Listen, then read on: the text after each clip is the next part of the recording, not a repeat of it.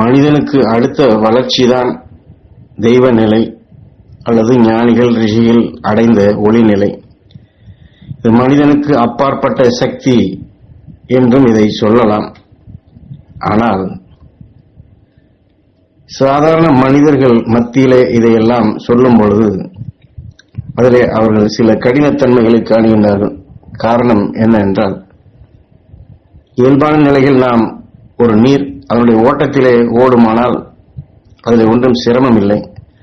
ஆனால் அதுவே மேட்டிலே ஏறி செல்ல வேண்டும் என்றால் எப்படி அது ஓட்டத்திற்கு தடங்கள் ஏற்படுவது, அதுபோன்றுதான் மனிதன் வளர்ச்சி பெற்று பல எத்தனையோ எண்ணங்களை நினைவுகளை எடுக்கக்கூடிய ஆற்றல் பெற்றிருந்தாலும், பல நிலைகளை அறியக்கூடிய தகுதி பெற்றிருந்தாலும், அவை அனைத்தையும் ஒருநிலைப்படுத்தக்கூடியது அது ஒரு முக்கியமானது. என்றால் இந்த ஒருநிலைப்படுத்துவதற்கு ஒரு நாகப்பாம்பை உதாரணம் காட்டுகின்றார். நாகப்பாம்பு விஷத்தையே ஈர்க்கும் சுவாச குணமுடையதாக இருப்பதால் அது எதன் நிலைக்கு மாறுபடுவதில்லை. அதற்கு விஷம்தான் மூல காரணம், அதுதான் முக்கியம். அது விஷ ஜந்துதான். ஆனால் அந்த நாகப்பாம்பு விஷத்தையே மீண்டும் மீண்டும் மீண்டும் மீண்டும் உரமாக எடுத்து வைரமாக்கி மாணிக்க கல்லாக அது உருப்பெறச் செய்கின்றது. ஆனால் அது ஒரு நிலையில் அந்த நிலை பெறுகின்றது.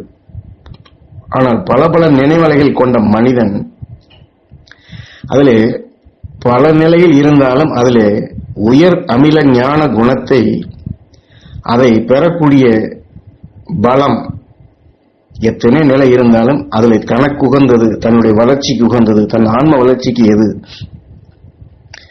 அதைத்தான் முக்கியமாக இங்கே ஈஸ்வரப்பற்றல் நமக்கு அப்பாற்பட்ட சக்தி அல்லது மனிதனுக்கு அப்பாற்பட்ட சக்தி என்று அது ஒரு நாகப்பாம்பே ஒரு மாணிக்க கல்லை ஒரு நிலையில் உருவாக்குவது கொண்டு மனிதனும் இத்தகைய ஆற்றலை பெற முடியும். பெற்றான் என்றால் அதனுடைய வளர்ச்சி அந்த உயர்ந்த மகரிஷிகள் ஞானிகள் பெற்ற நிலைதான். ஏனென்றால் இதை கேட்பவர்கள் அப்படிப்பட்ட ஞானத்தினுடைய நிலையில் ஞானியானால் அதனால் என்ன பயன், அல்லது நாமும் அந்த ஞானிகளைப் போன்று அடைய வேண்டும் என்றால் அதனால் என்ன பயன் என்றெல்லாம் மனதிலும் சந்தேகங்கள் வரும், கேள்வியாகவும் கேட்கலாம். ஆனாலும் ஈஸ்வரப்பற்று அதற்கு நேரடியாக பதில் சொல்லாதபடி மீண்டும் ஒரு கேள்வியை கேட்கின்றனர். இப்பொழுது சாதாரண மனித வாழ்க்கையில் முதலிலே சொன்னது மாதிரி நீர் ஓட்டத்திலே ஓடக்கூடிய அந்த ஓட்டத்தினுடைய வாழ்க்கையிலே சுழலக்கூடிய மனிதன் அந்த வாழ்க்கையில் அவன் எதை காணுகின்றான், எதையப்பா நீங்கள் காணுகின்றீர்கள்? இந்த வாழ்க்கையை சுழற்சி முறை போன்று வாழ்ந்து எந்த பயனை நீ கண்டாய், எந்த பயனை உன் ஆன்மாவுக்கு கொடுத்தாய்? பிறந்தோம், வளர்ந்தோம், இறந்தோம், இதை தவிர வேற என்ன பலன் இருக்கின்றது? அதை சுட்டிக்காட்டிதான் மனிதன் இது போன்ற இயற்கை நிலைகளை உணர்ந்து தன்னிலையை உணர்ந்து உலக ஞானத்தையும் நாம் இன்று படைப்பு என்று சொல்கின்றமே அந்த படைப்பையே படைக்க வல்ல படைப்பாக ஆதிசக்தியினுடைய அம்சமாக எது நம்மை உருவாக்கியது, எதை நம்மை வளர்ச்சியின் பாதைக்கு கொண்டு வந்தது, நாம் அந்த வளர்ச்சியின் பாதையிலே நீடித்தனால் அதனுடனே ஐக்கியமாக வேண்டும் என்றால் என்ன செய்ய வேண்டும் என்ற அந்த பரம்பொருள் என்ற உண்மையை உணர்ந்தால் நிச்சயம் அந்த உயர்ந்த நிலை பெற முடியும், உண்மைகளையும் உணர முடியும், ஞானிகள் மகரிஷிகள் கண்ட நிலை அடைய முடியும் என்பதை சொல்லி அதற்கு பல நிலைகள் கொண்ட மனிதனுடைய எண்ணங்களை ஒருநிலைப்படுத்துவதற்குண்டான அந்த நுட்பங்களையும் சொல்லுகின்றார். நாம் நம்முடைய எண்ணத்தை பல நிலைகளில் செயல்படுத்தி வாழ்ந்து நம் உடலில் இருக்கக்கூடிய பல கோடி உயிரணுக்களையும் அதன் எண்ண நிலைக்கு வாழ விடாமல் அனைத்து உயிரணுக்களும் நம் உயிரணுவிற்கு, அதாவது நமக்கு நாம் எண்ணும் ஒரு நிலை கொண்ட எண்ணத்தில் செயல்படும் வழிமுறைக்கு கூட்டி வாழ்க்கையில் ஏற்படும் எந்த நிலையாக இருந்தாலும் எந்த எண்ணத்தின் தொடராக இருந்தாலும் அதிலெல்லாம் நாம் சிக்காமல் அதே சமயத்தில் அதிலிருந்து ஒதுங்கி அல்லது சலிப்புற்று வெறுப்புற்று வாழாமல் எந்த வட்ட சுழற்சி எண்ணத்தையும் நாம் எண்ணியே அடிமைப்படாமல் பரம்பொருளின் உண்மை சக்தியின் வீரிய குணத்தின் அலைத்தொடரில் ஐக்கியம் கொண்டு அப்படி வாழக்கூடிய பக்குவத்தை நாம் பெறுவதுதான் உயிரான்மாவிற்கு பலத்தை கூட்டிக் கொள்ளும் வழி.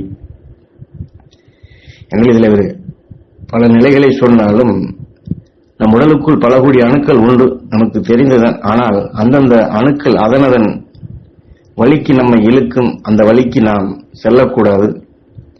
அதே சமயத்தில் நான் என்று சொல்லின்றமே, இது அனைத்துமே நம்முடைய எண்ணத்திற்கு அல்லது நம்ம உயிரான்மாவுக்கு இது ஒத்த நிலையாக அதனுடைய செயலாக்கங்களை நாம் முறைப்படுத்தி கொண்டு வர வேண்டும்.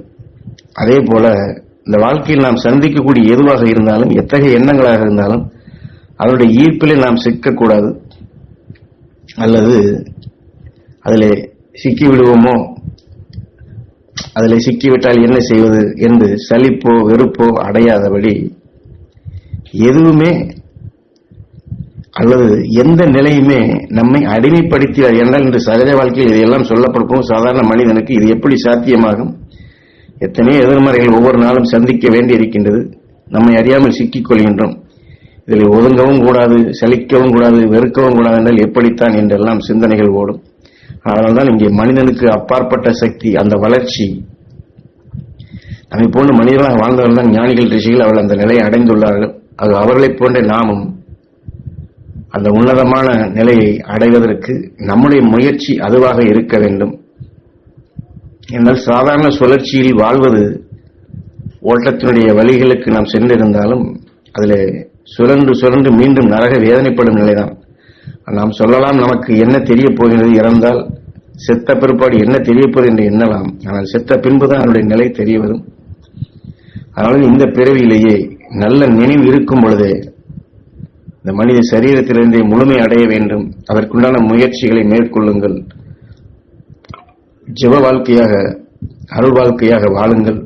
ஒரு நாகப்பாம்பு தனக்குள் மாணிக்கக்கல்லை உருவாக்குவது போன்று ஈஸ்வரா என்று உயிரான ஈஸ்வரனிடம் தொடர்பு கொண்டு அவனிடம் வேண்டி அந்த ஒரு நிலை மகரிஷிகள் ஞானிகள் பெற்ற அந்த நிலை, அந்த அருள் சக்தி, அரும்பெரும் சக்தி நாம் பெற வேண்டும். ஈஸ்வரா எங்களுக்கு அந்த பாக்கியம் கிடைக்க வேண்டும் என்று நம்முடைய நிலை அந்த ஒரு நிலையாக என்றால் அப்படி நாம் செயல்படுத்தும் பொழுதுதான் இந்த ஆத்ம பலத்திற்கு உண்மையான பலம் கிட்டும். அந்த பலத்தை பெற்றவர்கள்தான் இன்று ஞானிகளாக ரிஷிகளாக உள்ளார்கள். அந்த நிலையை நாம் உணர்ந்து அதன் வழி நாம் செயல்பட வேண்டும் என்பதே அந்த தத்துவத்தை தான், அந்த உண்மைகளைத்தான் ஈஸ்வர பற்ற இந்த உபதேசத்தின் வாயிலாக நமக்கு தெரியப்படுத்துகின்றார்கள்.